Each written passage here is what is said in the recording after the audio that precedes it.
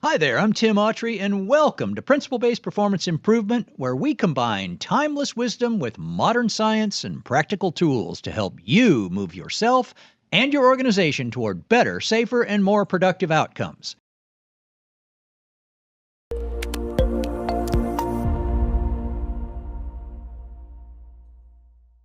In this episode, we're going to briefly go through some of the latest discoveries in neuroscience so we can understand what's physically going on within this organ we call the brain.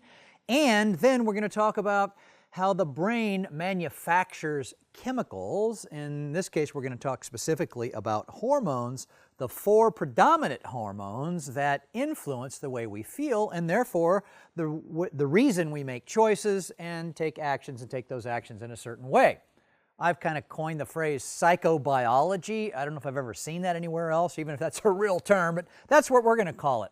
As a leader or an influencer, if we understand, first of all, to have impact upon ourselves and then as well as to influence others, if we understand what's going on in our brains and then how that's manufacturing a cocktail of chemicals that's making us feel a certain way, having that level of awareness anyway, we don't have to be experts in this, but having that level of awareness can make us much more powerful influencers.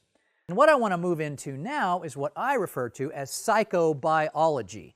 And the brain is an incredible manufacturer of chemicals and hormones. And there are 4 predominant hormones that influence how we feel. And since we know we go from thinking to feeling to doing, feeling is incredibly important in our choices, actions, and behavior. Now, let's talk about each of these real quickly. So, we're familiar with what endorphins are, right? If you've ever run, exercised, worked out, done any kind of physical activity, you know that you get to a certain point of physical pain or exhaustion and your body starts to generate endorphins to help you deal with it. These are the strongest painkillers known to man, way stronger than morphine or anything like that.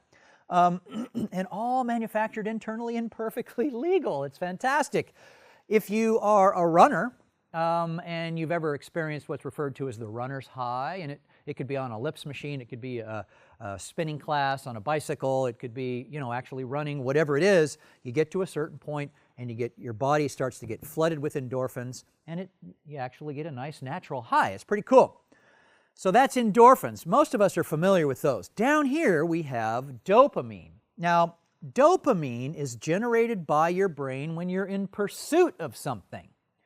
Dopamine is one of the reasons that video games are so darn popular because, man, when I'm working to get to that next level and I'm getting the next level and the next level, dopamine is just flooding my body and it makes me feel good about me. Again, as I mentioned, this is the hormone that is generated when we're pursuing something. This is the hormone that's responsible for a lot of addictive behaviors. All right then, so those are the me chemicals. This is about me pursuing something. This is about me anesthetizing myself because there's pain involved in pursuing something, and those tend to work together like that. Over on the other side, we have the we chemicals. The top one is serotonin, and the bottom one is oxytocin. Now, serotonin floods our bodies when we get some type of positive reinforcement externally. So now let's go back to the whole video game thing for a second. You're chasing, you're getting dopamine, and then you reach that next level, or you kill the villain, or you wipe out the aliens, or whatever it happens to be, and you get that feeling of the game comes in and says congratulations, and it does all these things. You get some serotonin. So you can see now one of the reasons why video games are so darn popular. This is the hormonal aspect of it. Oxytocin is the hormone that's generated when we feel really close, intimately connected with another human being. And the strongest production of oxytocin that has been documented anyway is a nursing mother. You think about that. What could possibly be more intimate than taking this little person who you dearly love and you're actually providing them with life sustenance and you're physically right together, lots of oxytocin being produced there. So a couple of other interesting aspects of this. As I mentioned, and if you remember the Maslow's hierarchy, where we went from physiological needs to safety and security to love and belongingness, what was the next one above that? Esteem. And remember when I was talking about that, about how there's internally self-generated esteem, and people who are mostly introverts tend to do that more. Their locus of control is more internal.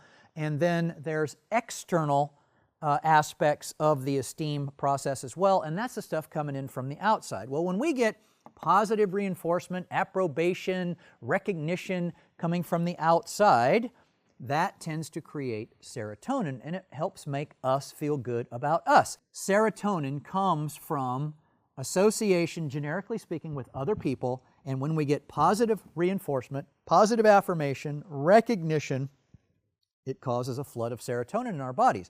And each one of these hormones, again, makes us feel good about us. Now, you may or may not have noticed that there's a little red line here. And again, the reason that I put this in a grid is because dopamine and serotonin are kind of in opposition to one another. When dopamine levels go up, serotonin levels tend to go down.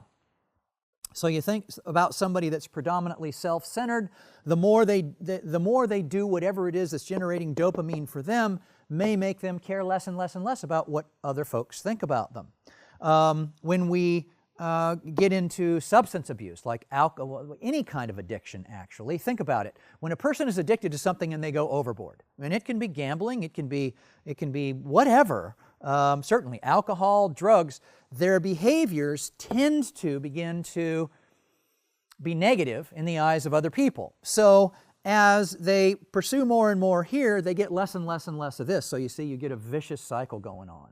And one of the other things that I find fascinating about this whole serotonin thing, there are a lot of people on planet Earth that are what we call stress eaters. And I do that every now and then. When I'm feeling really down, I'll eat a bunch of stuff that's, if you look at it dietarily, it's probably not the best stuff for me. And I didn't really understand why I was doing that, but I did know when I did that, I kind of felt better. Well, here's the thing.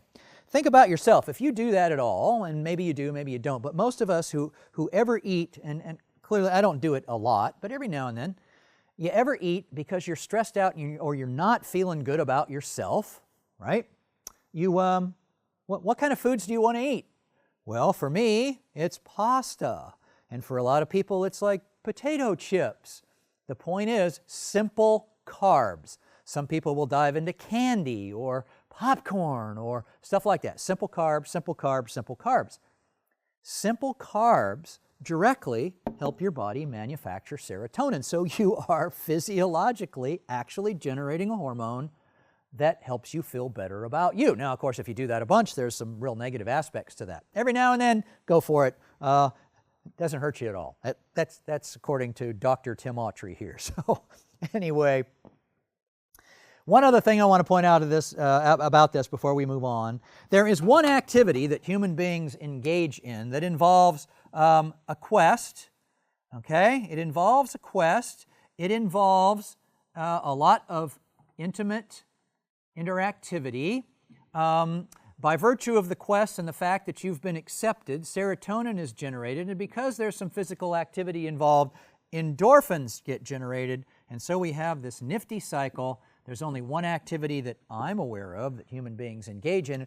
It is one of the most popular activities in all of humanity, generates all four of these hormones, which is probably why it's so darn popular.